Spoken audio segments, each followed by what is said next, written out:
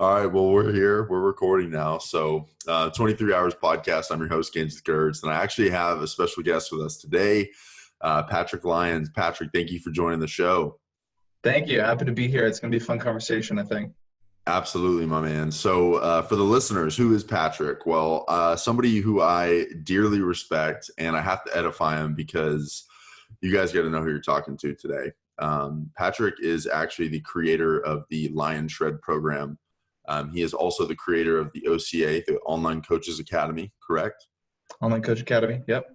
And he is also a project manager at Microsoft.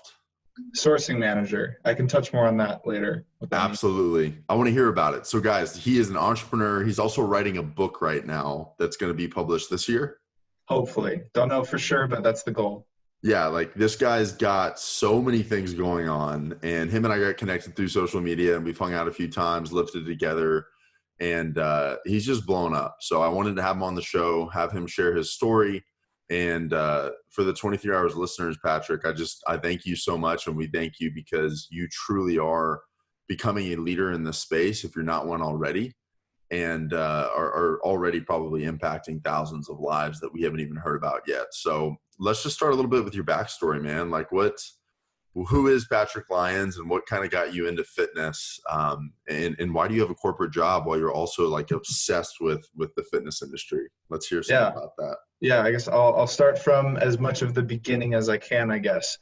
I definitely was into sports very early on. Like I started playing soccer at the age of 3. I think I played like t-ball when I was 5 or something. I did soccer from ages 3 to 11.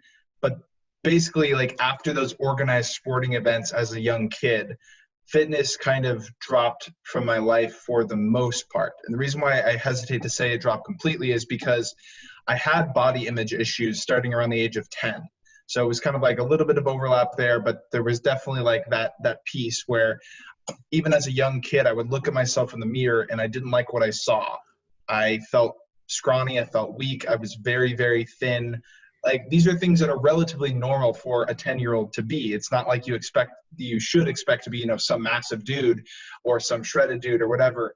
But as a 10-year-old, I wanted to be more. I wanted to be fit. I wanted to feel strong. I wanted to be confident, all of that.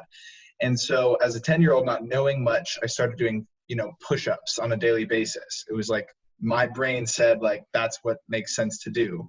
Yeah. At least in part inspired by Batman, because Batman would drop the floor in Batman Begins and do push-ups. Dude, yes.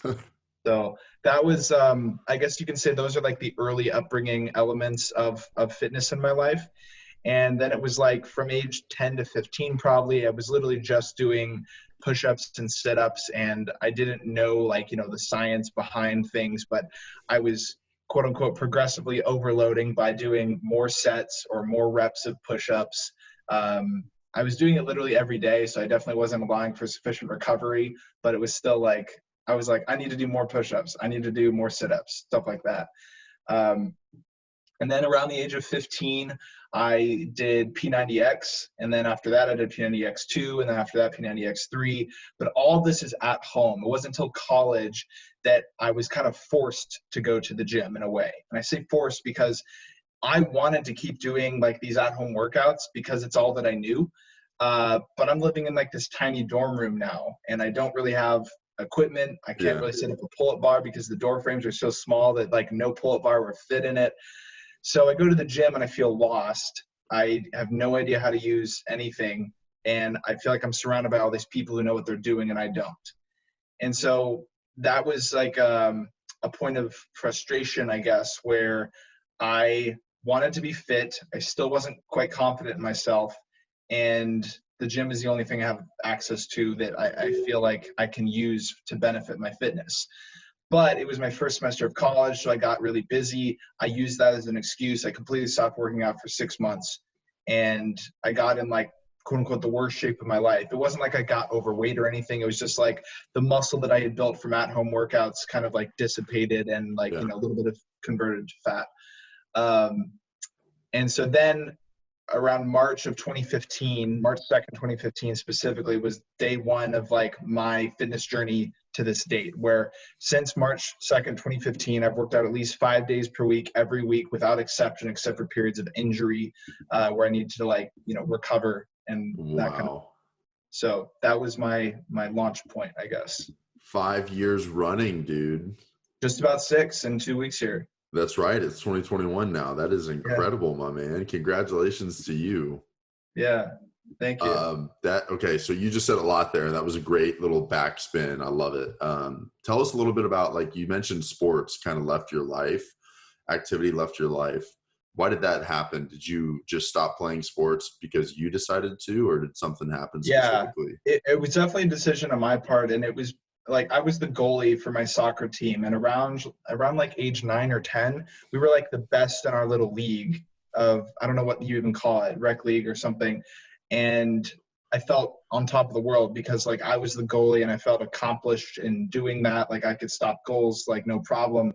But then once we got older, it was like I felt like the team was blaming me for missing these, blocks. And obviously it's a team sport. You got to have defenders and things like that. But like I felt that weight, I felt that burden, and I started to lose the joy of playing sports. So I just completely got out of it. And the only time I really tried again after that was around age 15. I joined a rec basketball league, and I scored 2 baskets in the first game, and I never scored again.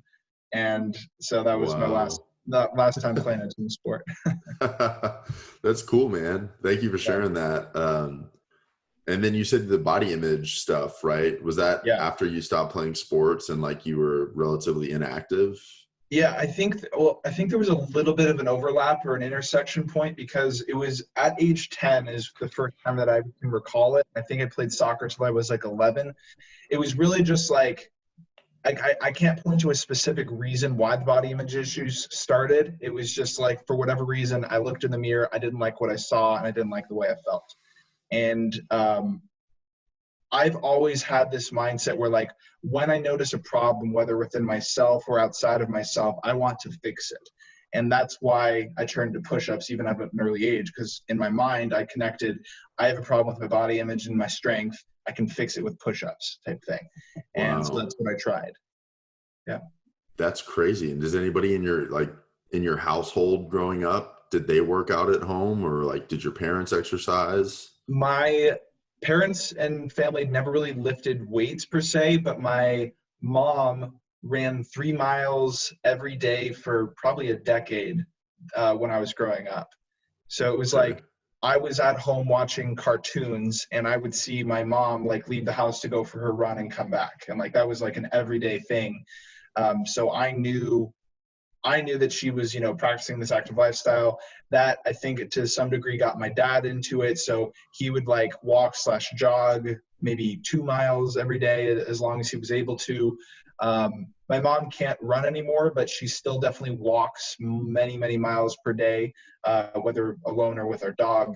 So it's like that inclination toward being active was always there, but no one else in my family like lifted weights or like had like that deep passion for the science behind fitness type thing. Not even like and for those listening to this, guys, Patrick, he the science behind fitness he's obsessed with, and he posts about it all the time too. So you guys can go follow him on socials, and we'll plug to that at the end of the episode. But I've noticed that, and that's kind of what caught my eye with you is I respect people like that, right? That care about the why behind doing things. And you mentioned it earlier, you were looking for a solution to your problem, right? You were struggling with body image issues. And I think people listening to this might also be looking for a reason to start or finish their fitness journey, right? Just continue showing up. Yeah. So can you share a little bit about like why do you continue doing it? Like it's become a habit now, you're 6 years strong, but what really keeps you going back to the gym now? Are you still dealing with the body image issues, or is there a different reason? Yeah, good question. So luckily the body image issues I think are pretty much gone. It's like, I think everyone will always have something that they kind of want to nitpick in their body where they're like, I want to improve that. And I definitely am in that boat where it's like, I have things I want to improve, but I have much more of an objective look at my body, both aesthetically and like mentally, the way I feel about it. So in that way, the body image issues are not there anymore, which is awesome. It's like I feel great on an everyday basis. The reason I keep going, though, is because of the way the gym makes me feel both in the moment and before and after it. It's just like the active lifestyle makes me feel good always. And like, that's an incredibly empowering thing. One thing I didn't mention earlier on with my fitness story was that I did have frustrations with my inactivity as well. It was like I would get to the top of the staircase and be out of breath. And it's like, that's such a frustrating thing where it's like, I just want to be able to go about my life and like not struggle through anything. And that wasn't because I was overweight. It was actually because I was like very weak relative to like what was probably the healthiest weight I could be at that time. Yeah. And I wasn't into athletics or sports or anything. So it's like now contrasting, I can go through everyday life and walk, 10, 15 miles. And yeah, sure. Like if that's a hike, if that's a strenuous hike, I'm going to be out of breath, but it's like, it's so much more capacity than I once had. And like, that's really cool. Then there are other things like the daily progress that I get to both, see and cause. It's like whatever exercise I'm working on, I get to make the conscious effort to like do better. And then that allows me to get better and better over time, progressing. Yeah. And you also take a photo every day, right? I think I Yep. saw that. Yeah. Take a photo every single day. And it's just fun, right? It's like an art. Yeah, no, it's awesome. It's like, I love the science, but I also like the aesthetics and the art of it. Like you said, it's like I have pictures every day for, I guess, over 400 days now. And I have at least 2 video clips of my workouts every single day for probably 2 or 3 years now. And it's like, I can directly go back and see like where I once was, contrast it to now, and see like this immense progress. And that's just the element that's directly related to fitness. It's like the mental empowerment that it has caused is so much deeper than that. It's like fitness was my root. It was the thing that I really got to see the direct influence of my efforts, and made me realize like just how much was possible through a daily habit and through intentionality. And that has transpired into every facet of my life.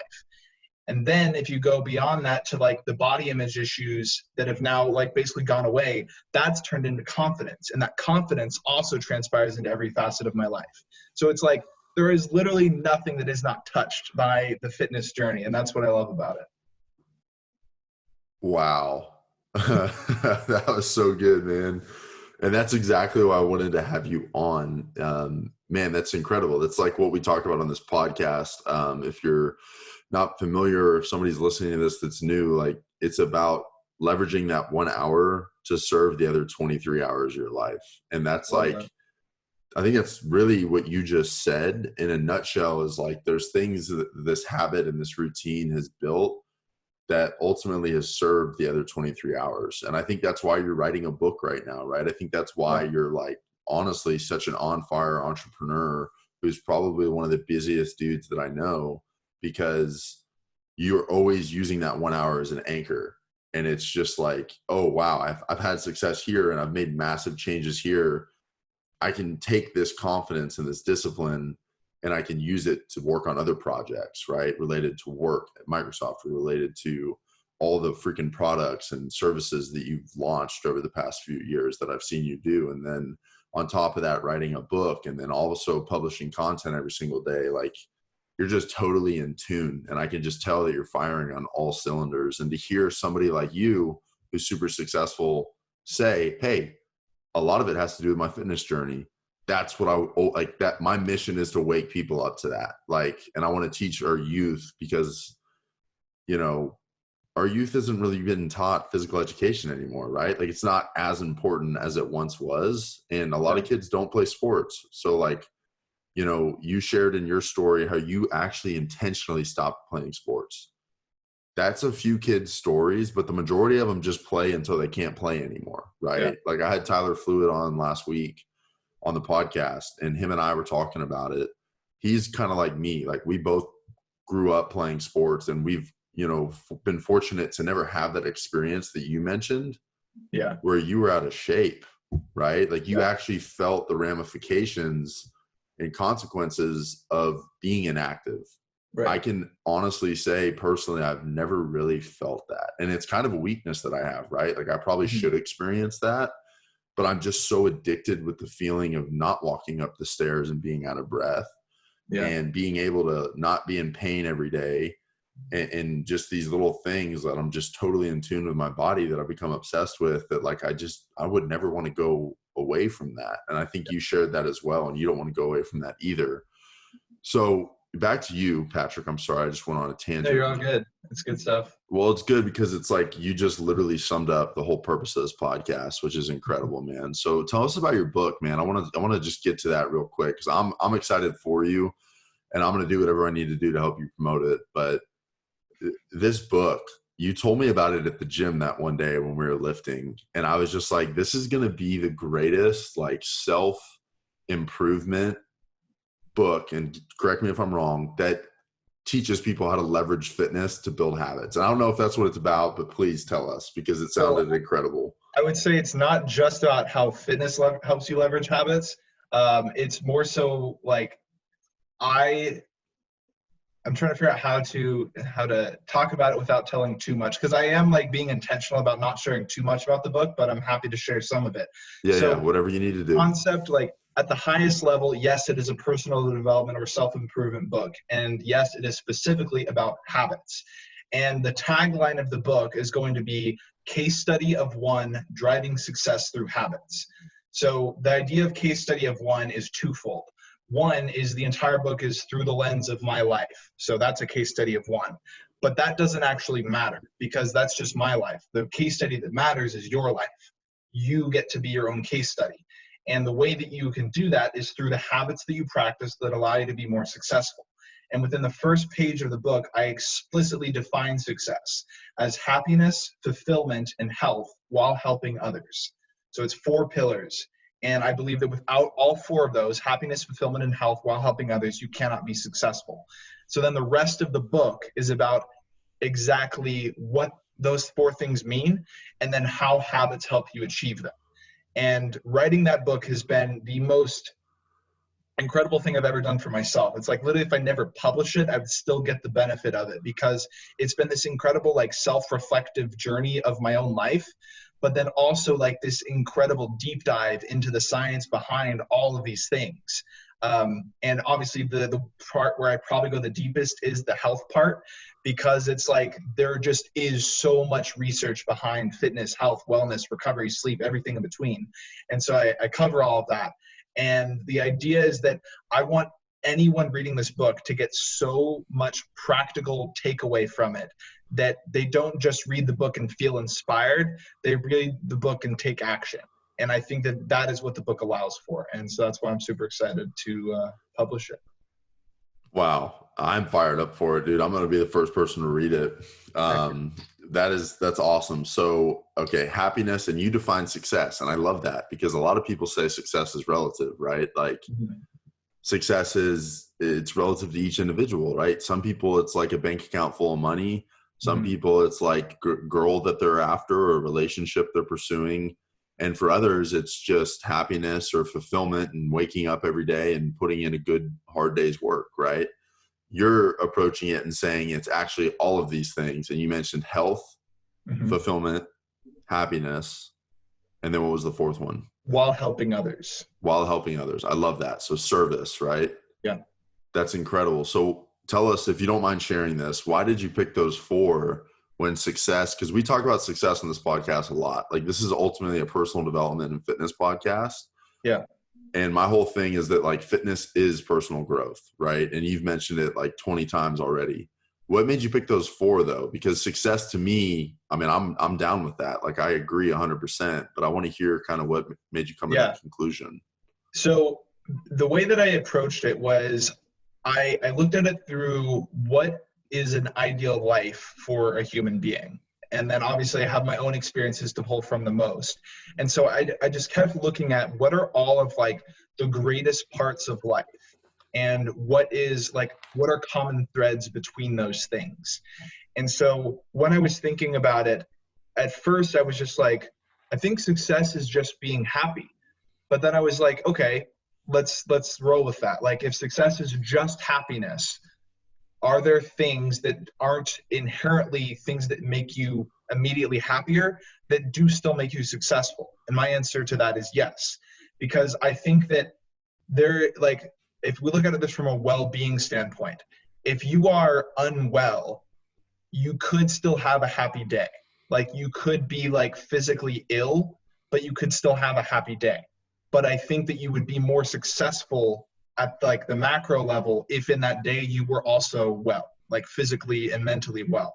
And so I was like, okay, so health is definitely a facet of this too, because I think if you can be your healthiest self always, that leads to a better life. And then I was like, okay, but then there's another piece of this. And I was trying to figure out like how to put like tangibility or to put words to it. And I was like, there are certain achievements in life that would just be incredible to happen. And there are so many categories of these achievements that it's almost like I can't even just say, you know, I want to make a lot of money or something. It's not about that. It is fulfillment. And I explicitly define fulfillment, and I think it's like 4 or 5 different pillars. I haven't touched on this section in a while in my book, so I'm like rough on the memory of it. But in essence, there are multiple ways to experience fulfillment. So as an example, there's fulfillment through directly helping others. So ironically, I said there are 4 pillars. There's really 3, but one of them is just a requirement within it. So it's really just happiness, fulfillment, and health. And the while helping others is part of fulfillment. So it's like you experience fulfillment when you help another person. Yeah. So then there are 3 ways through which you can help other people in the way that I break it down. It's like you can formally help someone. So it's like through a business or through charity or through service. That's like very formally helping someone, whether for payment or not. Then there's helping a friend, and then there's helping a family member. And so those are like the 3 different facets of fulfillment through helping others. But then there are a couple other ones, fulfillment through goal achievement. So it's like if you give yourself an accolade or an achievement that you want to hit and you go for it and you put all of your might into it, whether or not you achieve it, you could still experience fulfillment. Like I gave the example of Ninja Warrior in the book. That was something that originally I didn't achieve. It's like I tried to be on American Ninja Warrior. I didn't make it on the show, but it was like the journey was part of what was so fulfilling about it. Then I actually made it, and it was probably even more fulfilling to, you know, like I put all of my efforts into this goal and to make it happen. I felt fulfilled because of it. And then the final one that I haven't touched on is fulfillment, spiritual fulfillment, like through God. And so those are like the 5 different ways that you experience fulfillment. And within the pillars that I've just laid out, happiness, fulfillment, and health, there is quite a bit of overlap, but I think there are facets that can exist in a silo to where like they don't all make you happy. They don't all make you fulfilled, and they don't all make you healthy. So I think that you need elements of all of those to experience the sum total of what is like the most successful life you could possibly live. So that's how I came up with that. That is so good, dude. That is so good. And I hope that people just go back and tag that last 3 minutes and re-listen to it, because that's just, that framework, or the pillars as you call it, is incredible. Are you familiar with like Tony Robbins? Yeah, absolutely. Okay. So like I study a lot of his stuff. And I'm sure you do too, but I went to his Unleash the Power Within event, and like he literally in that weekend seminar in 4 days goes through like, I think 55 different frameworks that he has. Wow. For all types of different stuff, right? A lot of it's just personal development and like dealing with like limiting beliefs and stuff in your past that's kind of holding you back from moving forward and being the person that you're ultimately meant to be, right? And it was a cool experience. I actually have an episode where I talk about it on the show. But the reason I bring that up, Patrick, is because one of his, like the biggest things I took away from that whole seminar was it was kind of an affirmation from Jim Rohn, who was actually Tony Robbins' mentor. Yeah. He said, you know, success without fulfillment is the ultimate failure. And then Tony Robbins took that and like made it almost a core like pillar of his entire mantra, right? Yeah. And you're saying the same thing, but you're putting a unique spin on that. And I want to maybe dive a little deeper and ask you some questions. Yeah. Because you're a Christian, right? Yes. And we can totally talk about that if you're comfortable. I don't ever try and, influence people to do or think a certain way. I just like to provide information, but I also happen to be a man of faith myself, and a Christian as well. So in the Bible, like, and I'm not a theologian, I'm a rookie, right? But one of my favorite things is that, like, greatness in life comes from service to the many, right? Like, that's one of the key, I think, personally, functions of being a Christian. And you're saying that like service to others is ultimately, you said it's like a subset, a sub pillar of like the other three. So you can't really have the three without the one, and you can't have the one without the three, because they just kind of do this, right? Yeah. And like people who don't believe in a higher power or whatever, just like, oh, it's the law of the universe, right? And like, I totally agree with that too, because you're right. Like it is. So how do you feel about, like you said, fulfillment, and then really the fulfillment pillars you talked about were all related to serving others. So is it kind of like just like a give in order to receive type of thing, and to experience happiness and success in your mind, or is it a little bit more complex than that?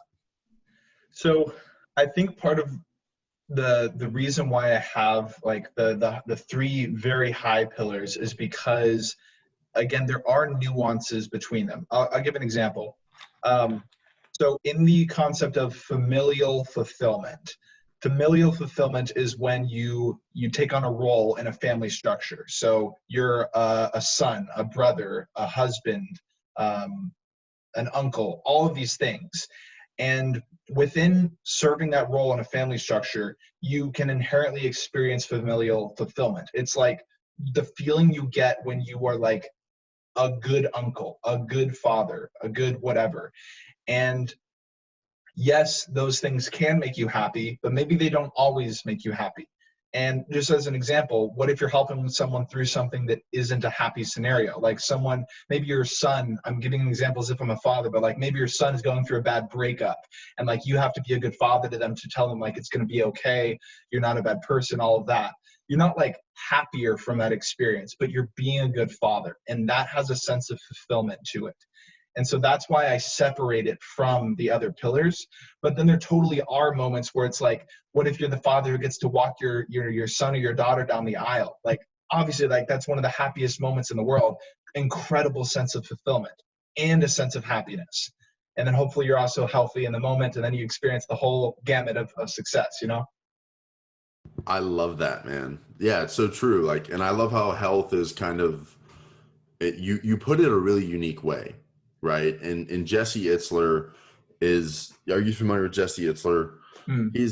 He's a billionaire. Okay. He's married to Sarah Blakely, who's also a billionaire. Oh, okay. Yeah. She's the founder of Spanx, and he owns the Atlanta Hawks, and he sold like 3 companies. He actually sold a company to Warren Buffett. So he's a very wealthy individual, but and so is Miss Blakely, right? Yeah. They put it a very interesting way, and I think you might kind of vibe with this. They say that, like, imagine, and this was it sounds super misogynistic as well, so I'm just going to preface with that, but this is not my quote, it's somebody else's. But it's like, imagine you're like, on an island sitting in a mansion, right? And you own the island, and your helicopter just flew you in, and you're sitting there and you're being fed grapes by some of the most beautiful women in the world, right? And this is the way Jesse puts it. He's like, and you're sitting there enjoying the view, like you've got all the wealth in the world, and you're very successful, right? At that point, like the world would be like, hey, that guy is successful. But when these whatever supermodels are feeding you grapes, you can't think about anything else other than the fact that you have a sore throat, because every time you swallow a grape, you're thinking about, ow, that hurts. And when he said that, he's a billionaire, like he has that type of wealth. I was just kind of like, that is such an awesome story. Like when he said that, I just, it kind of, and you're kind of telling me a different way.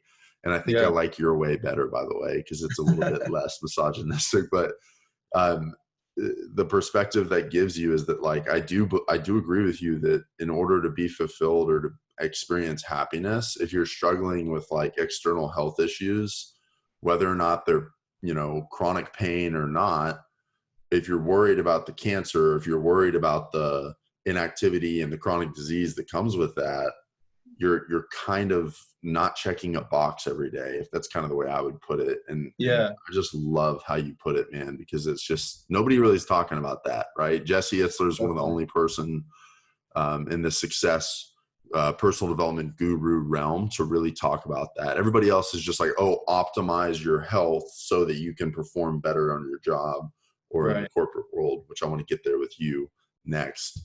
I do want to say, like, the bit about like the experience of being sick. I can't remember exactly how I put this in the book, but I do talk about this where, like, if you think, like, in the moment in which you are sick, it's almost like one of the only things that you can think about is the sickness and wanting to be healthier and the experiences you don't get to have because of those two things. And it's like, that's to me why health matters so much, because it's like you are forced to deprive yourself of experiences that would lead to a better life. And you can't help but think about those in the moments in which you are sick. So the fewer and fewer instances in which you ever have to experience that, you don't have to deprive yourself of those better days. So I think that kind of connects with like what Jesse is saying. It does, in a way more intelligent way. I got to give you credit. So that's interesting. So I'll ask you this. Why do you think it is that so many people do neglect their health then? Like in America, you know, just like I do as a health professional, like, you know, 70% of Americans are obese or overweight, and childhood obesity is just like getting even higher than that. And why do you think that is, given the fact that, hey, I think we'd all agree that like neglecting your health is not a good idea? Yeah. I think that it gets into satisfying momentary mouth pleasure over long-term consequences, because it's a lot easier to think about what's happening right now than it is to think about what could happen 10 days, 10 weeks, 10 years from now. And I get into this pretty deeply in a section of the book about mindful eating and mindfulness around your relationship with food, because I think that, like, ironically, I talk about this in a section about mental health, because I think that a lot of the reasons why people intend to overindulge or to allow themselves to eat things that either they know they shouldn't, or that they just, you know, some part of them knows that like it's probably not as good to eat XYZ thing over, you know, fruits, vegetables, whole plant foods, whatever. And it gets into, it's contrasting the short term from the long term, and not having maybe even the knowledge needed to know like what consequences your daily actions have now. And so why I think people give into it is the lack of knowledge, and a little bit of a lack of discipline, and a little bit of a lack of like framework to guide their thoughts in a way. Like I have many clients who struggle with this. I don't think that anyone in the world has ever not struggled with food to some degree. It's just like people experience it in varying degrees, I guess. It's like, I think that everyone has, my speech coach in high school called them holes. Everyone has these holes in your life, and everyone fills those holes in different ways. And one of the most common ways to fill those holes is with food. But it is not the only way. And oftentimes the food is more of a Band-Aid than a direct filling. And it's like, if you can find something that truly fills the hole and doesn't have negative consequences on happiness, fulfillment, or health, that's the true solution. But I don't think that's the way people are thinking about it. It's like, oh, if I can fill this hole within the next 5 minutes, even if it goes away and it's, you know, a hole again tomorrow, at least it was filled for a little bit. And that's why people indulge in the food immediately. It's like they're not practicing mindfulness. Mindful eating is a concept that I think some of us intuitively know a little bit about, but the true concept of mindful eating, even myself, like most people don't almost ever practice it. Mindful eating would be with no other stimuli in your life in a given moment, focusing on what you're eating, how you feel, every texture of the food that you're eating, how many chews you're taking, what you feel as you swallow. Like, that's what true mindful eating is. And if you do that, it is almost impossible to truly indulge. But again, almost no one does that. So, wow. Yeah, that's my thought. That is so good, man. And on that nutrition note, because you like Okay, I asked you that question and you went to nutrition. You were like, it's because people are eating too much and overindulging, and it's because of this. Here's the solution. And I love that. I completely agree with everything. Even if I didn't, it wouldn't matter anyways, because I think that your perspective is so valuable. So the thing about nutrition I see you post a lot about is eat more colors. And I Yeah. think that's part of the mindfulness solution that you present, right? Is like, Mhm. if there's colors in the food that you're eating, that's probably indicative that there is fruits and vegetables, right? Yeah, so that's exactly it. So the Eat Colors mantra is this idea that if you eat a wide variety of fruit, a wide variety of colors, it inherently requires you to eat a wide variety of fruits and vegetables. If you eat a wide variety of fruits and vegetables, you're getting like all across the gamut of phytonutrients, which are nutrients found in plants. And in that process, you're getting antioxidants. Antioxidants are what literally allow you to boost your immune system so that you can fight illness that would happen otherwise. Antioxidants allow you to fight oxidative stress and free radical damage, which allows you to slow down the aging process. It reduces the risk of many cancers. It can reduce your ability to be burned by the sun's UV rays. Like, there's so many things that happen when you consume antioxidants. And the single easiest way that I can tell someone to do that without telling them the science I just said is eat colors. And so that's Yeah. exactly why I do it. God, that's so good, man. That's awesome. I love that. Okay. So I love your perspective on nutrition too. And I should probably share this with you. Not that it matters, but like, in the physique realm, bodybuilding realm that I kind of live in, right? Mhm. And Rania does too. Rania's obviously trying to get her pro card this Mhm. year in the IFBB. It's like mindfulness is not a part of it. It's like, hey, track your macros, eat a certain amount of calories every day, and check that box, right? It's not Yeah. really like, I don't know. And that's kind of how I've always eaten, is I've seen it as kind of analytical. It's like, Yeah. hey, try and make sure that like 80% of the food you consume is really good, right? 20% can be maybe like, an Oreo or, a burger every once in a while.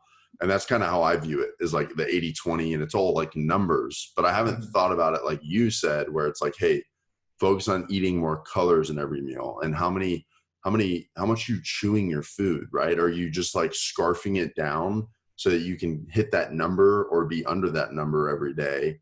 Or are Yeah. you mindful about it? And it's actually something that Rania's mom talks about too in her practice, which is mind, body, spirit. She's a doctor, an MD, Mhm. and she works with a lot of clients with mindful eating. And it's like Yeah. the same stuff that you said. And I'm like, as I've gotten older and I mature more into not being just a meathead anymore, it's like that's part of my journey too, is starting to discover a better relationship with food, and not just Yeah. focusing on like, oh, I have to eat 3,600 calories and I'm 1,000 calories down and it's 10 o'clock at night. This ice cream is going to fill that 1,000 calorie gap way Yeah. quicker than eating fruits and vegetables, right? Yeah. And I think that's kind of like a huge, and I would love to hear your perspective on this and then we can move forward. But like, in the health industry, I don't know if you feel this too, but I feel like there's like a huge gap between physique, bodybuilding, muscle, right? And then health, right? Yeah. And then like fitness is kind of the umbrella, right? Or Yeah. movement therapy, right? It's like you're either a meathead and you're obsessed with how you look in the mirror or at the pool, or you're just doing it because it makes you feel good. I don't know. Yeah, no, I have a lot of thoughts. So I want to touch on the data part first that you mentioned, like the numbers behind the calories you're eating. So one thing that I'm very proud of is I've tracked my calories every day for over 2,300 days without exception or fail. Like, no matter where I'm eating, whether like literally if I was in China, if I was in Europe, if I was here with my mom, every single meal has been tracked. So like, in that way, data is what I rely on for that. But I do think there can be an element of mindfulness within that. Like, mindfulness is not an either or with data. It can totally be combined. It's like, you have to eat your 3,600 calories a day. Now, if there's a person who struggles with that, whether it is in the direction of not being able to eat enough or feeling hungry, whatever the direction that is, mindfulness can be what helps you get through that. Especially in the case of someone who is eating less than their body is like, quote unquote, telling them to eat. Like, if they're getting a craving that's like, I need to eat more. If that person has the data that's like, okay, I need to eat 2,000 calories a day, but then they're also being mindful, that can help immensely. Where it's like, if that person slows down, focuses on every bite, every texture, every taste, how they're feeling, not having external stimuli, that's what can make 2,000 calories feel like 2,500. I'm making up a number, but that's the concept. So, Wow. yeah. Man, I love that. And I got to just stop real quick and like, just tell our listeners like that are listening to this, you are an influencer. And I say that because Patrick, you're like, this whole time you've been saying all this stuff, you're not going back and saying like, oh, well, Dr. Yadahu says this about this, and he's got this nutrition, like precision nutrition, for instance. And you're like, well, they say this, so like, this is what I say. You have like your own, you've come to your own conclusion. Like you haven't been influenced by all of this. I call it pollution in the fitness space. You've literally come to your own conclusions and done the work that so many other people are not willing to do, to study the science and the data behind why those other people have their philosophies. And I respect you for that. I just got to zoom out real quick and tell everybody listening to this, because like that is not common. And it's one of the reasons why personally I don't have a lot of guests on the show unless it's somebody who I know thinks like that, because I personally don't want to hear about precision nutrition's philosophy, or I don't want to hear about FRC, and I don't want to hear about all these fitness philosophies that other people have termed and coined just because it's a capitalistic marketplace and they're just trying to make money and build brands.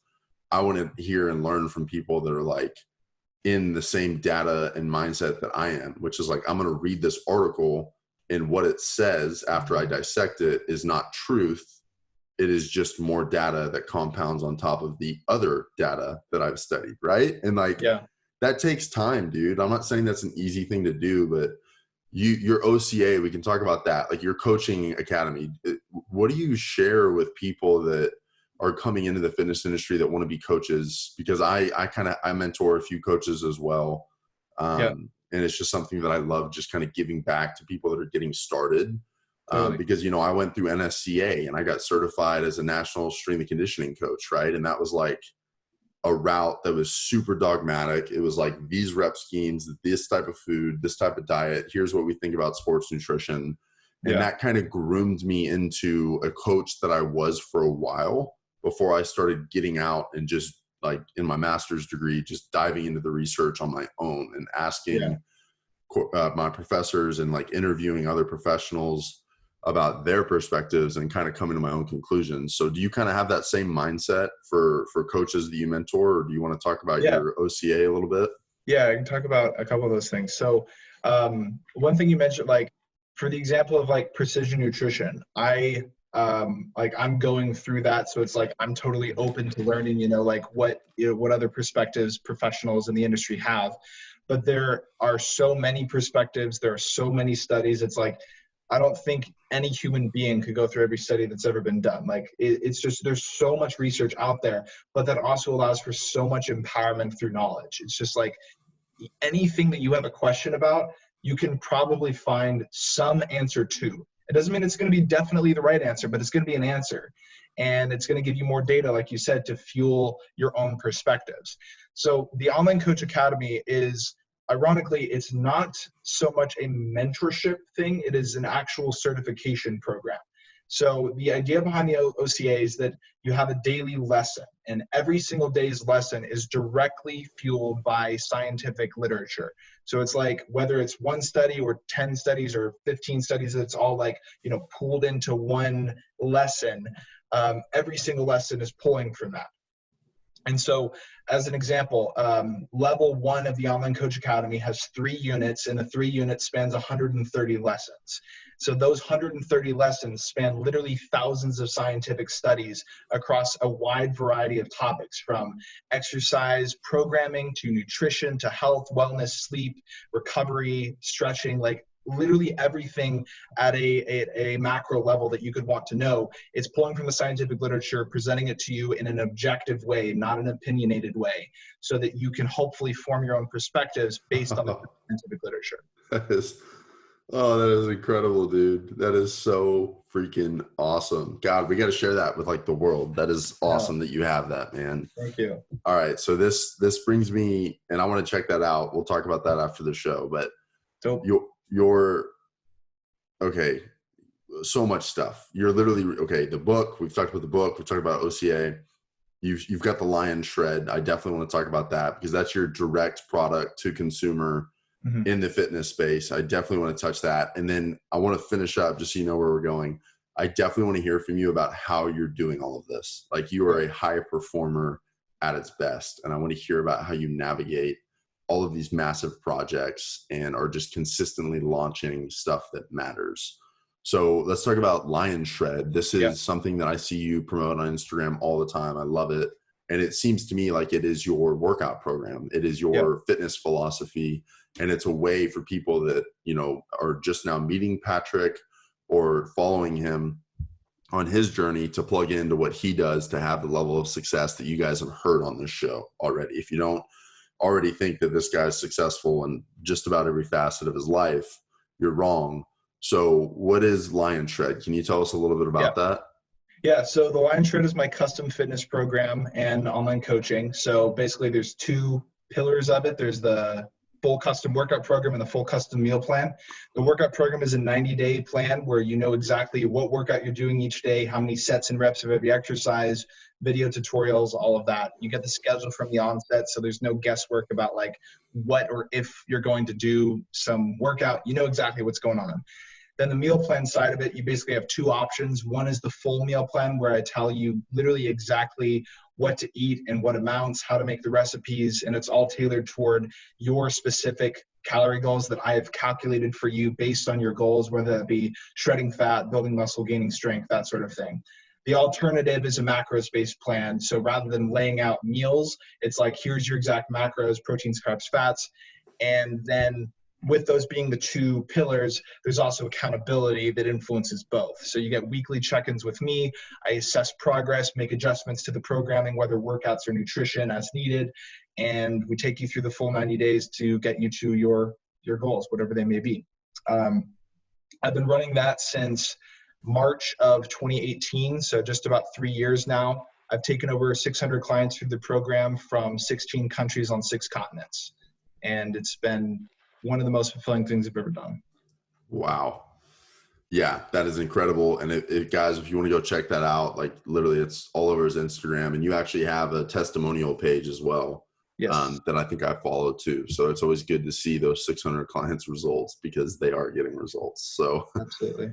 congratulations to you, man. That's awesome. And I just wanted to ask you about that because I want people to know what you're doing and kind Yeah. of move up, transition into our last part of the podcast, which is always like, how are you doing it all? Okay. So you're at Microsoft, which we haven't touched, and you can tell us a little bit about what you do there. And I have a question too, just out of curiosity, like why are you still in the corporate world when you're such a stud in this fitness and wellness space? Is it because you really, really love also doing both and you love being busy, or what is it?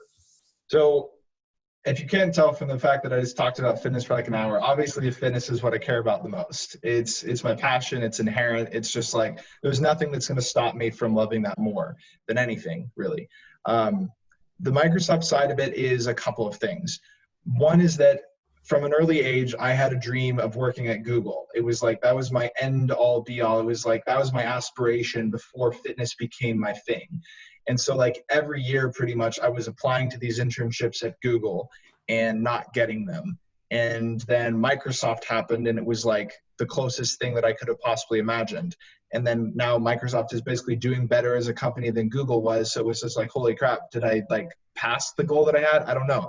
But it was like after I received my full-time offer from Microsoft, I finally had a recruiter from Google reach out to me and said, hey, we want to invite you to interview for this thing. And it wasn't for like 3 months. So it was going to be after I had to accept my Microsoft offer. And I told them that. I was like, hey, can we pull the interview in? Can we do it this week? I have to accept my offer or deny my offer to Microsoft. And they were like, unfortunately, it's a hard and fast schedule. We can't change it. You won't be able to interview. So I was like denied the opportunity after being offered the opportunity. But it was just like, in a way, that was fulfilling enough. It was like, I realized I didn't need to work at Google. It was almost like I wanted to be asked to work at Google. I don't know. But the point was, Microsoft kind of served the purpose that it needed to in that way. It was like, it was fulfilling that goal that I had for myself. And it was just like such a good monetary offer that it was like, it would have been silly to deny it or to let it go. And so what I did is, in the 6 months prior to working at Microsoft, I graduated college in December of 2018, and I spent from December through July 8th of 2019, so like 6 or 7 months, working full-time on the Lyon shred. And that allowed me to scale the business to the point where once I started at Microsoft, I was going to be able to do both. That was my mission. It was just like, I want to make this so efficient that once I'm working a 40-hour-a-week job or whatever it's going to be, I can still do both. And so that's exactly what I did. Those 6 months were some of the most like insane months for my business I've ever had, in terms of like both the income I was making, the number of people I was impacting, the amount of content I was generating, the amount of traveling I was doing, sharing my story, because I had all the time in the world to do it. Like, it's all I was doing. And it also showed me how incredible of a lifestyle it is to be a full-time entrepreneur in the fitness space. It was like that tease that I needed that showed me like, this is the best it gets. Maybe it gets better, I don't know, but it's the best I've experienced. And so then when I started at Microsoft, admittedly, though the first 6 months of working full time were like probably 6 of the hardest months of my life because of trying to do both. It's like, yes, I had scaled the business, but it's like, I now have this like 40-hour chunk in the middle of my week that I couldn't do anything for my business during.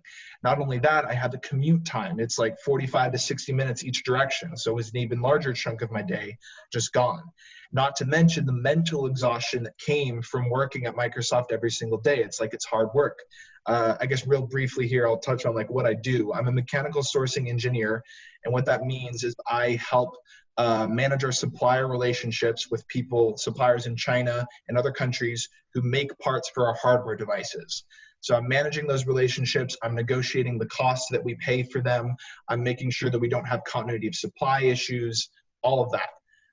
So it's a really cool job. It's not something I knew anything about before working at Microsoft, but like, I had a mechanical engineering background from college, so that's why it worked. But that's just my little tangent to say, like, it was hard work and it was exhausting. And the reason that those 6 months were so difficult was actually, in a way, because of the health facet of fitness. It's not that I was sick constantly. It's that I was getting 5.5 to 6.5 hours of sleep per night. And I was doing that while running my business, while working at Microsoft, while going through a powerlifting program that I designed. So it's like I'm exerting myself more than I ever have. And it was just, it made it so that when I got to the end of a long day, I would sit on the edge of my bed and lose all desire to do literally anything. I would then binge watch YouTube for like an hour, 2 hours, whatever, and then I would go to sleep. And there were definitely some days where I didn't work on the Lyon shred directly outside of like my personal development, which was a non-negotiable. Like, I was working out, I was sharing my story, so I'm still marketing it. I'm doing my personal development, learning the science. But when it got to the end of the day, when like I could have been, iterating on a new program or something, I had no desire. It's because of the mental exhaustion. And I reflected on this as the end of 2019 was coming about. And I was just like, I was frustrated by the fact that I wasn't overcoming this mental exhaustion. It's like I set things up in my life so that wouldn't happen, and it still was. And I was trying to figure out like, why is this happening? And that's when I reflected on, if you listen back to what I just said, what happened was I sat on the edge of my bed at the end of a long day. I lost all desire to do everything, and then I binge watched YouTube. And there was a root cause. It was literally sitting on the edge of my bed. I kid you not. That was the worst thing I did for myself every single day. Because as soon as I sat on the edge of my bed, it was just like, done. But that's what I didn't want to happen. I didn't want to feel done in that moment. So I gave myself the rule that I had to sit in my chair instead of my bed, and that changed everything for me. I'm not kidding, because I no longer felt complacent at the end of a long day. I felt like I was still in that work mode where like I hadn't given up. I had some mental energy left in me. And that it literally changed everything for me, because I no longer binge watch YouTube, because binge watching YouTube only happened if I sat in a comfortable spot at the edge of my bed. So that saved up over an hour of my day. And guess where that hour went? My business and my sleep. Then I was getting 7.5 hours of sleep a night. Last year, I averaged 7.5 for the entire year. Now I'm getting like 8 usually. It's like, it took 1 or 2 little changes, and then everything changed for the better. And that only happened because I reflected on it. Dude, I love that. And just that self-awareness, I think, is such a prerequisite to success, is just self-awareness and having the ability to reflect and be like, okay, what am I doing that's not working? Or what is the root cause behind the actions that I'm not taking or that I am taking, right? And that's like Tony's whole thing too, right? Is like, just be aware, self-awareness, be aware of what you're doing and why you're doing the things that you do. Yeah. And just through that alone, you can have a completely different perspective. But to hear you share that and like have a story about that is so selfishly for me, so good, because I'm there now, right? Like I experience mental fatigue to the point of exhaustion frequently. And so does Rania, like both being solopreneurs, trying to make the dream happen and trying to serve at a high level every single day.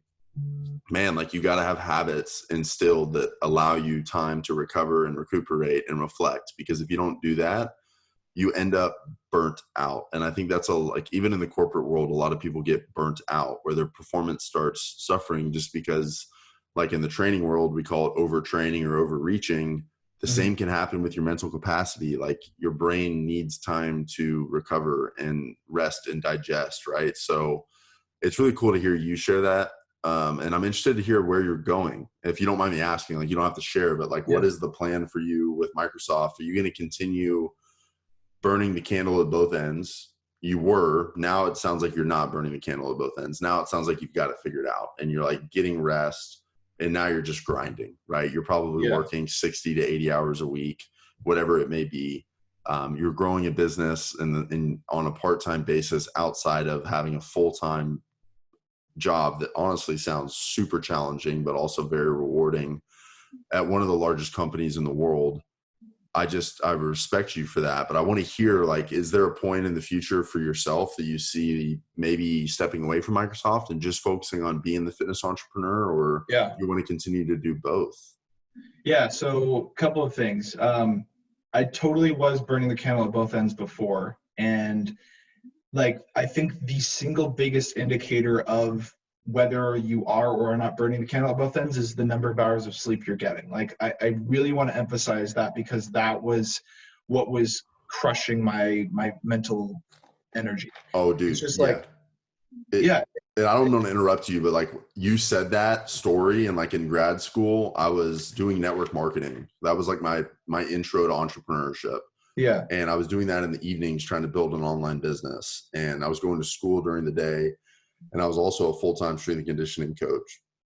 And I was also doing an internship at the same time. And it was like, I was sleeping 4.5, 5.5 hours a day consistently for 2 years. Jeez. And I remember I have Facebook Lives on my Facebook page from that time. I don't even know what I was talking about. I was a zombie. There was no productivity. I was just moving. Like I just stayed moving. And I think that's a high performance habit that you have. And you talked about self-awareness, and I'm sorry for cutting you off, but like, you're good.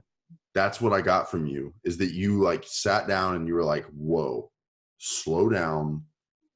Why am I watching 2 hours of YouTube every night? And you found a way to correct course and change that. And you found that sleep was really important for that. I just want to share with you, like, I found the same thing. When I started sleeping more after I graduated with my master's, and I was just able to focus on entrepreneurship and kind of like transition out of having a job into being a business owner, I started sleeping more. And when that happened, I experienced a completely different life.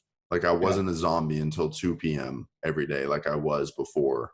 Yeah. And man, it's just so important. So go ahead. I'm sorry. Sleep is crucial. You're good.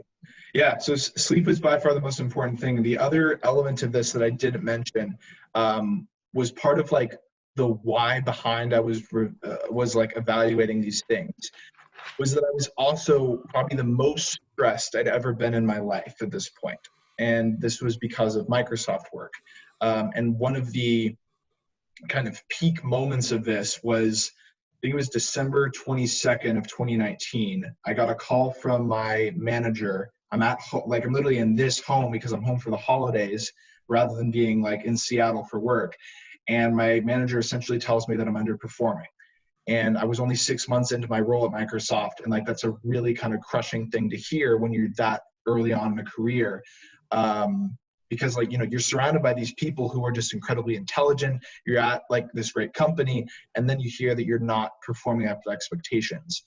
And that was, like I said, it was literally crushing. And that became a stressor for me for weeks. And I hated that it was like having such a disempowering effect on me, where it was like, it was debilitating, it was all encompassing mentally. And I wanted to find, again, a solution to this. It was like, how can I get this to not be a thing? Like, I don't want to hear that again, but I want to be able to hear that again and not like be crushed by it.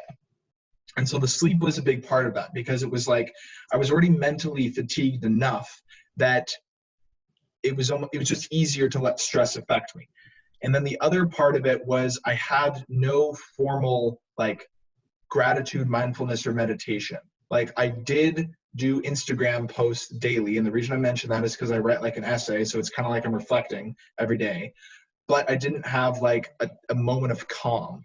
And so that's when I started meditating every day since January 1st, 2020. So I've done that for 420 days now. It gives you like a street count, so I know that today. And that's literally just 5 to 10 minutes every morning, where I essentially am sitting on like a meditation cushion in front of my bed first thing in the morning.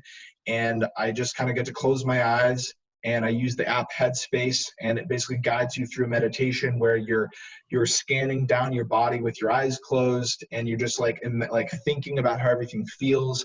Then you're focusing on the breath. Then you focus a little bit about what's on your mind. You're, you know, noticing when thoughts are coming and when they're going. And what that did for me is it made it so that anytime a stressor happened in my life, I could basically pull from that toolkit in that moment. So now when a stressful thing at work happens, if I'm not like in the middle of a meeting, if it, like, you know, maybe I got a stressful email or whatever, if it starts to affect me at all, I can literally just, and I'll just like go into that meditative state. And it's like, because I do it every single day, my mind just knows where to go when I go through that breath exercise. Yeah. And that is the other thing that has been so freeing for me, where it's like the opposite of burning the candle at both ends. It is literally, okay, I'm not gonna say it's impossible, but it's basically impossible for me to burn the candle at both ends anymore, because I've implemented these things in my life that allow for gratitude, for de-stressing, for re-energizing through sleep, all of it. And so I pulled from something that Herb Kelleher, the founder of Southwest, says, I mentioned in the book, where he says that when he was like really ramping up Southwest Airlines, he was working 100 hours a week, and it was easy because he loved it. And when I look at my fitness stuff, it's like, I've never even told people like how many hours a week I work, because like I don't think of it as work. Microsoft is 40 hours a week. Fitness, question mark. Like it doesn't matter. I don't have a clue. It's probably a heck of a lot. It might even be more than Microsoft. I don't know, but it doesn't matter, because those hours don't feel like work. And so like I guarantee you there have been works where I've put in over 60 hours on top of the 40 at Microsoft, and it never felt like a burnout because it was what I loved. And if I break that down one level deeper, anyone listening who's like, okay, well, 60 on top of 40 is 100, that sounds impossible. What is possible is a small daily habit in a couple of different facets that adds up to massive change. And that's why I've mentioned throughout this podcast that I have certain non-negotiables that are exactly that. They cannot not happen. What are those? Even if it's 5 minutes, even if it's 10 minutes, they have to happen. My meditation every morning, nothing is going to stop me from doing that. 5 to 10 minutes every single day. Writing a daily Instagram post, nothing is going to stop me from doing that. Whatever many minutes every single day. If I was to flip that and say like, okay, today I got to do 8 hours of Instagram post planning. No way. There's not a chance I'm going to do it in the world. But if it's one little thing, I can do that easily every single day, and so can anyone else. And that is really the key to how I quote unquote do it all. Nothing is a massive thing. Everything is a little thing done every day. I love that. How about, do you, okay, so like meditation, personal development, fitness, you work out every day as well, or move. You mentioned some other things as well that are non-negotiables. Are there any that I missed? Meditation. Yeah, there are others that I haven't talked about. I mean, I'm not going to get into like the really refined level of detail, but in the book I go through my quote unquote habit schedule, and it's literally like over 100 different things. Okay. But that's honestly, that's the action schedule, and like maybe 5 or 10 actions make up a habit.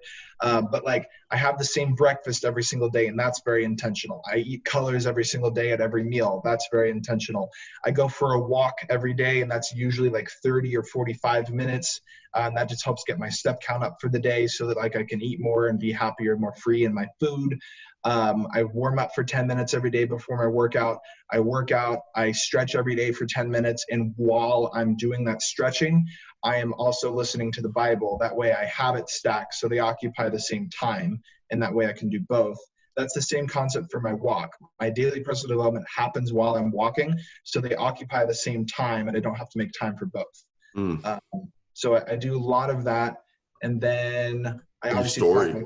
What's up? You story while you walk too. Yeah. So I do the daily personal development while I'm walking. I type up my takeaways while I'm walking, and then I share it on my story, and that's the end of my walk. So it's like the walk isn't a duration that is specified. It's just whenever I finish the other habits. You're working while you're walking. Literally, I love it. Yeah. I track my calories every day, like we talked about earlier. I weigh myself every day. I take a picture of myself every day. I message clients every day. I make an Instagram post every day. I sleep at least 7 hours every day, ideally 7.5 to 8. So good, man. It's a lot. It's a lot of habits. And it's just good. Like I'm not trying to like hammer you with questions. It's just really cool to hear how intentional you are about your day and how you like, seize the day type of thing. You're doing that, man. And it's just awesome. And like, there's no doubt you're going to be one of the most successful people in this space. There's no doubt, like because of the fact that you're just disciplined and so routine, man. I'm just excited to see what you become, honestly. And you've already become so much and added so much. So that is awesome, my man. That is incredible. And I'm just thankful for your time too. I don't want to take more of it, but I do want to finish with like maybe 1 or 2 last questions here. For sure. And you're going to continue to work at Microsoft. You're going to continue to build all the programs that you're putting out that add massive value. Are there any other things that you're currently working on that aren't related to work, relationships, anything that you'd want to share with people that just kind of add to your story and who you're trying to become as a person? Yeah. So I love this question because it pulls from a section of the book where I reflect on my ideal life. I mentioned that was kind of like a root of how this entire book's idea has come to be. But I have a whole section where like after I have defined happiness, fulfillment, and health, I'm like, okay, I've defined these things, but what does my ideal life look like? And I just started thinking about things like, if tomorrow was a completely free day, what would I want to do with that day? Like, what would be the ideal way for me to spend my time? Like, what do I want? And when I did that, I realized a couple of things. Acting is something that I've always had a passion for, and I didn't really do it other than like my YouTube prank videos for a really long time. And I was like, why not try? I really want to. Like, I think my ideal day would honestly involve like being in a TV show or a movie and like getting to like pull from that passion again. And so that inspired me to like get headshots taken, to film demo reels, and then I've now submitted them to agencies. I have one that's interested already, and I have a contract if I want it, and I've submitted to another, and like they just need an additional audition. So the point is like I'm pursuing that acting thing, and that's something I'm really excited about. And then a big reason for the book to begin with is that it will become like a lever through which I can public speak more. I want to speak at large events to like inspire people on these topics that we've just talked about that are covered, you know, obviously in depth in the book. And public speaking is one of my greatest passions. Like I love being able to connect with people eye to eye and like feel the energy of a room and inspire action in people around me. And so once hopefully the pandemic is over, I want to like travel the world doing like quote unquote book tours that are coupled with public speaking events. Those are like two of the big next things for me. Wow. You're going to do it too. You're like literally doing the things that lead to that, right? You're habit stacking, and that habit stacking is all aligned with your greater purpose and the person that you're trying to become. And I think maybe the last question I have for you, and I say maybe because I'm that guy that's like one last thing, you know, but in that you really are intentional, right? That's the whole purpose of all of this. And you know where you're going. You have vision. Okay. You're a leader. You want to inspire others to take action. What if you were to just back out? Somebody's listening to this and they're like, okay, this guy's like on fire. He's literally the most productive person I know. And they're like, okay, well, I want to do that. Where would you tell those people to start? Because the thing I preach a lot is like, you got to know what you want first, right? Like, what do you want to become? Who is the person that you're trying to become? And what does that person need to do daily to become that person? Mm-hmm. Is that kind of what you would tell that, or how would you share that with people? Yeah. So I fortunately have a section about this in my book as well. I love it.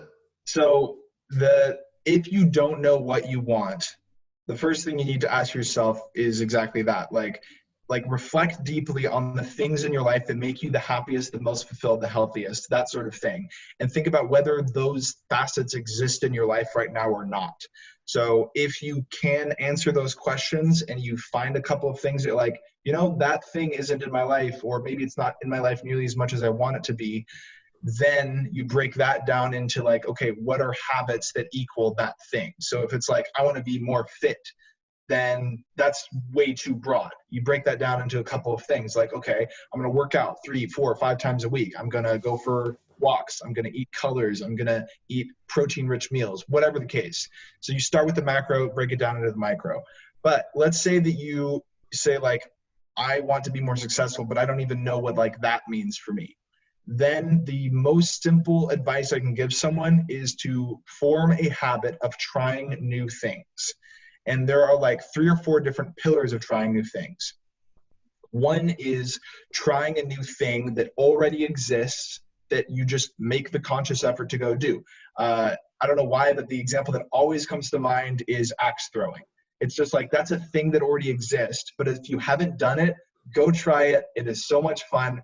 And like every time I do it, I'm like, I could see myself just like doing this every day. I don't know. It's just so much fun. I'm not going to do that. It's so much fun though. But it's like, if you make that intentional effort of like, I'm going to go try new things, and you do, eventually you're going to find something that you latch onto, you gravitate towards, and you want to do it more. Another example is if someone asks you to do something, make it a habit of saying yes to that thing, because it's like you're being given these opportunities. If you don't take them, you're going to have a heck of a lot less chance of finding the thing that you actually love. And then I can't remember if there's 2 more pillars, but the one that's coming to mind is when you actually create a new thing, something that didn't previously exist. So like this book that I'm writing, that book did not exist before. It is solely a product of my mind pulling from all the stuff that I'm learning and researching. So that's an example of creating a new thing. I think a middle ground there is like a YouTube channel, because obviously like YouTube already exists. You're just choosing to use the platform and creating your own content. So that if someone doesn't know what they want to do, you have to make a habit of trying new things, or else you're not going to find the thing to begin with that you're so happy about, or that will make you more successful. And I give this example because like, I think in the last hour of talking, I've probably talked about, I don't know, 20 plus different things that I have done in my life. But imagine if I never tried any of them. Imagine if there was never even a starting point for something of them. That wouldn't have led to the bigger thing. So it starts with starting, and starting starts with trying. Wow. Let's repeat that. Starting It's, starts with starting, and starting starts with trying. oh my gosh.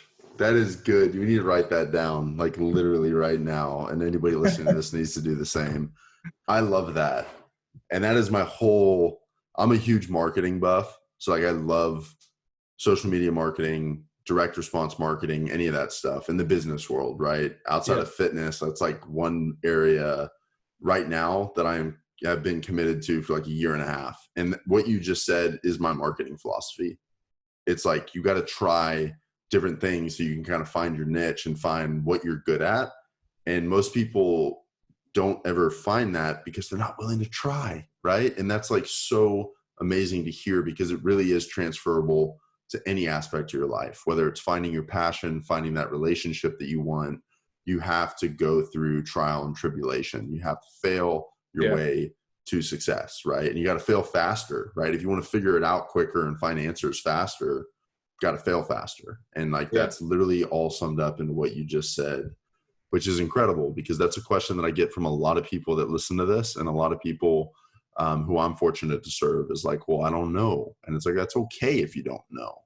Just keep searching, right? Knock and it will be open. Seek and you shall find.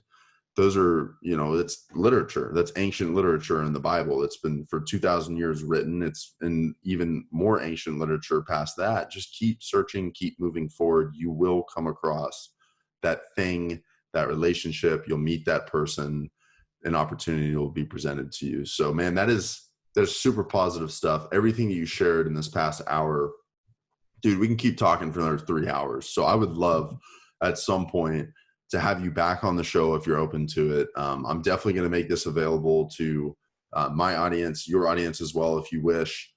We'll share this with the world because, dude, you just got so much valuable insight to share, man. And I just want to thank you because you're just a ball of inspiration, and you inspire me too, man. And that means a lot because like, I love doing these selfishly because I get so much from this. And in today's episode, dude, I think this is the most I've ever gotten. So Heck yeah. like, thank you, dude. Genuinely, Absolutely. thank you. No, it's been a pleasure, and I love talking through these things because they get me thinking in ways that I haven't thought of as well. Like I'm literally going to probably write down that quote that I said because I think Please it do. belongs in the book. I think I said it wrong when I repeated it. I think it is achieving starts with starting, starting starts with trying. Yeah, dude, whatever you need to do, go like, figure that out and then send it to me because I'm going to write it down and put it on my board. That's incredible. Dude, is there anything that you want to share? I want to give, people a chance to go find you. So if they want to go follow the Lion Shred, is Instagram the best way to go find Yeah, the best way information? to contact me, to reach me, to follow me is Instagram at Patrick Lyons. I also have my YouTube channel, which is just my name, Patrick Lyons. And then I have Facebook as well. So literally any of those places, Patrick Lyons is how you find me. Sweet, man. And I'll tag to all of those in the description of the podcast so people can go find you. And then I'll share it with you as well, my man. But man, I thank you so much, Patrick. Seriously, it was a great time, my man. For sure, man. This was a blast. I'll definitely be sharing it as well. All right, brother.